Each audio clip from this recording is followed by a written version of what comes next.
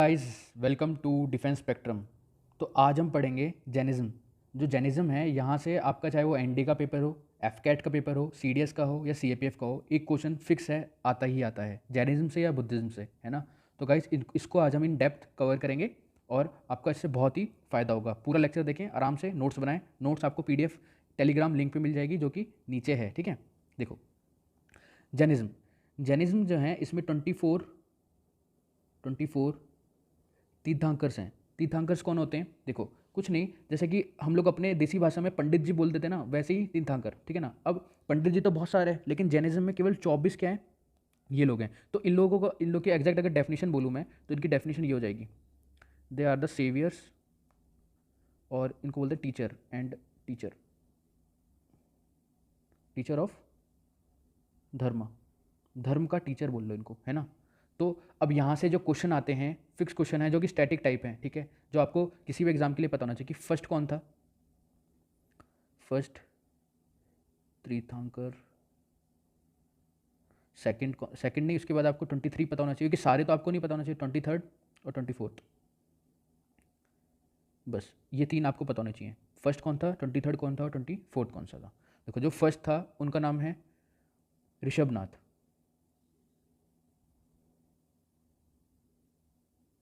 ऋषभ नाथ। देखो, मैं थोड़ा नाथ अलग लिखूंगा ताकि आपको याद रहे। देखो, ऐसा याद रखना, जो ऋषभ है वो क्लास के अंदर फर्स्ट आता है, ठीक है, वो फर्स्ट तीर्थंकर है। 23rd कौन है और फिर 24th कौन सा है?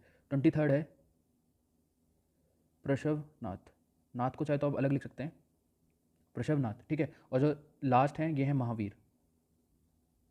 महावीर, ठीक है। अब महावीर, जो महावीर हैं, तो इनका बचपन का नाम क्या था? अब महावीर हैं, यही हैं जिनका बचपन का नाम था वृद्धमान, ठीक है। अब हम इनके बारे में डिटेल में पढ़ेंगे।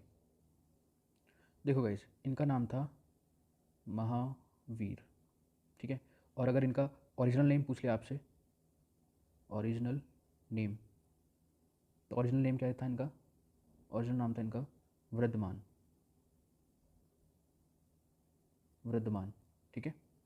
इनका बर्थ कहाँ पे हुआ था? बर्थ प्लेस क्या है इनकी? बर्थ प्लेस फिक्स क्वेश्चन है, यहाँ से पक्का क्वेश्चन आना ही है। इनकी बर्थ प्लेस कौन सी है? इनकी बर्थ प्लेस है कुंडल ग्राम। कहाँ पर है ये? इन वैशाली, ठीक है। वैशाली इंपॉर्टेंट है, जो जो नोट करवा रहा हूँ ये सब नोट करना। और इनका जो टाइम पीरियड है वो है 599 BC से लेके 527 BC, ठीक है। इसका इनका ये टाइम पीरियड भी आपको याद होना चाहिए।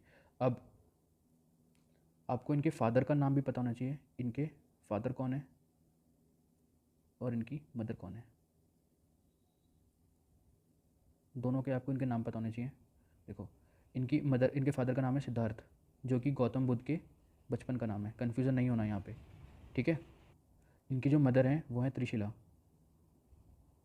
त्रिशिला, ठीक है, हो गया। तो लाइफ ऑफ महावीर के बारे में आपको सिर्फ याद करना है। इनके मैंने अभी बेसिक बेसिक बताया। ओरिजिनल नाम क्या था? वृद्धमान। प्लेस क्या है? कुंडलग्राम इन वैशाली। और इनका ये इनका टाइम पीरियड याद रखना है अपने को। फादर इनके नाम सिद्धार्थ, मदर का नाम त्रिशिला, ठीक है, हो गया। आगे चलते हैं। अब हम आगे इन्होंने क्या क्या करा इनकी लाइफ में, क्या क्या इंपॉर्टेंट है, वो चीज़ भी इंपॉर्टेंट है, वो आपको नोट डाउन करवानी पड़ेगी। जैसे कि एज 30 की उम्र में इनका क्या हुआ? एज 43 और एज 72, ठीक है। अगर आपको टेबल बना के लिखना है, टेबल बना के लिख लो। अगर आपको ऐसे लिखना है, आप ऐसे भी लिख सकते हो, ठीक है। ये हो गई इनकी एज। अब लिखते हैं। देखो, इन्होंने यहाँ क्या क्या करा। एज 30 में इन्होंने लेफ्ट कर दिया था अपने घर को, लेफ्ट होम या हाउस, ठीक है। और 43 की एज में क्या हुआ था? इनको एनलाइटमेंट हो गया था। एनलाइटमेंट, ठीक है।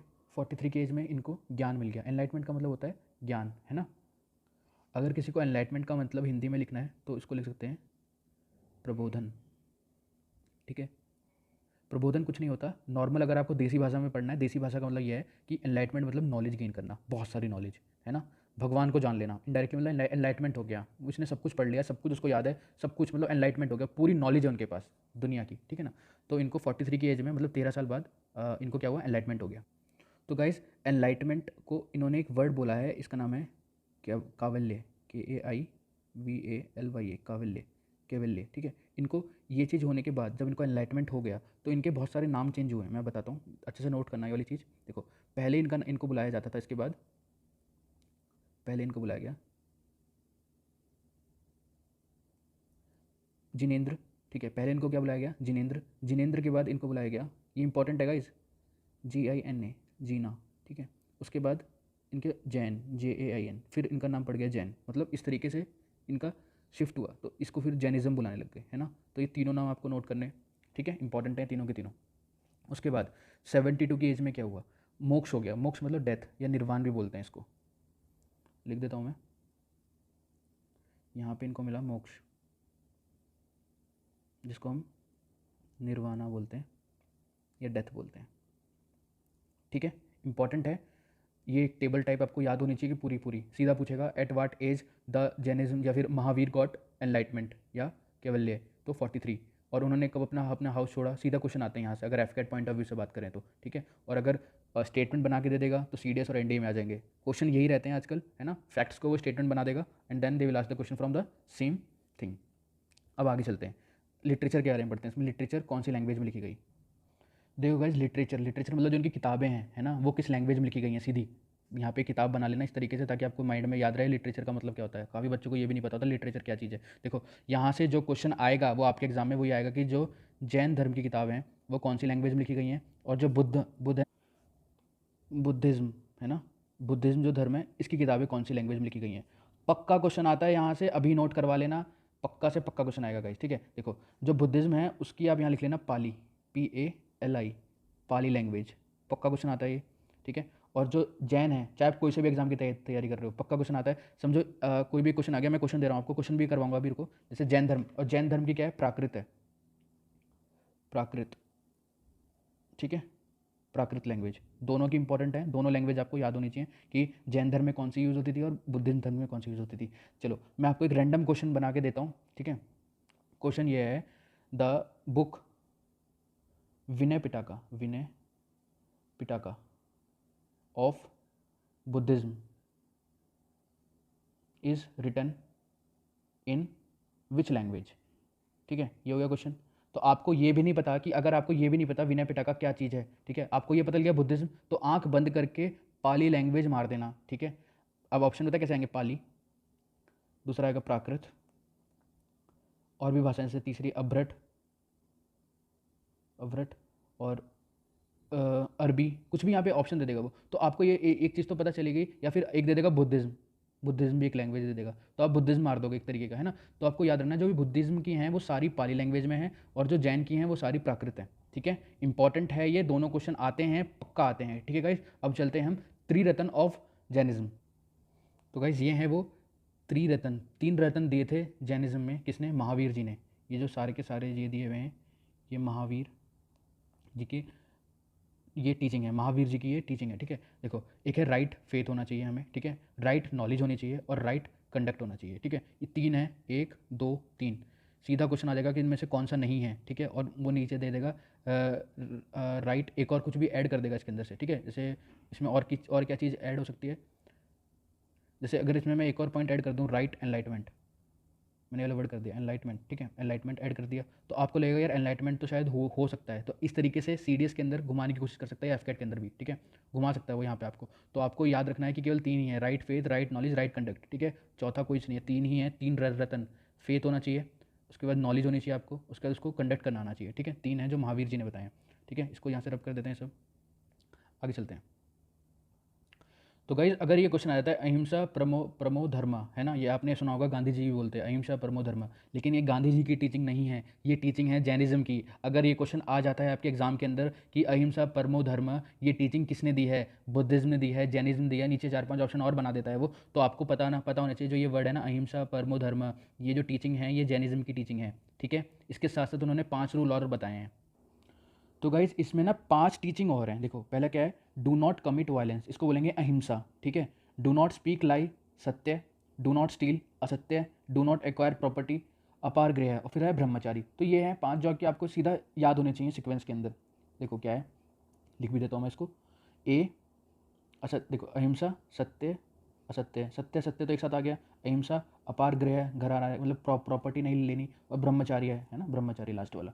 ठीक है, तो आगे चलते हैं। देखो जैन की काउंसिल, काउंसिल से पक्का क्वेश्चन आता है गाइस, फिक्स क्वेश्चन है, कोई सा भी आपका एग्जाम हो, किसी भी आपका एग्जाम का फोकस कर रहे हो, पक्का से पक्का एक क्वेश्चन काउंसिल से जरूर आएगा। देखो फर्स्ट काउंसिल और सेकंड काउंसिल, पहली बात इनका ईयर याद करो, 300 BC से और ये हो गया 512 AD। ठीक है, प्लेस पाटलिपुत्र, और जो सेकंड वाली है वो कहाँ हुई है, वल्लभी, ये गुजरात में है। ठीक है, अब आपको क्या याद रखना है, चेयरमैन, ये क्या है, स्थूलभद्रा। स्थूलभद्रा याद रखो, स्थूलभद्रा जो चेयरमैन थे वो पाटलिपुत्र में थे, और जो चेयरमैन सेकंड वाले में है देवारदी। ठीक है, चेयरमैन हो गए देवारदी, प्लेस हो गई वल्लभी, ये गुजरात में है। ठीक है, ये आपको बताना चाहिए। और एक चीज़ अगर मैं ये भी बोलूँ कि जैन का डिवीजन हो गया था बाद में जाके, तो हम जैन का डिवीजन और एक बार और पढ़ लेते हैं। देखो एक है जैन का जो डिवीजन हुआ, एक हुआ दिगंबर, एक हुआ श्वेतांबर। दिगंबर एंड श्वेतांबर। तो देखो गाइस, अगर आप इसको तोड़ तोड़ के पढ़ोगे, श्वेत, श्वेत का मतलब होता है हिंदी के अंदर वाइट, है ना, श्वेत कपड़े, वाइट कपड़े, है ना। श्वेतांबर तो वाइट क्लैड। ठीक है, और दिगंबर, दिगा का मतलब होता है, संस्कृत का वर्ड है, दिगा का मतलब होता है स्काई, अंबर, है ना, स्काई।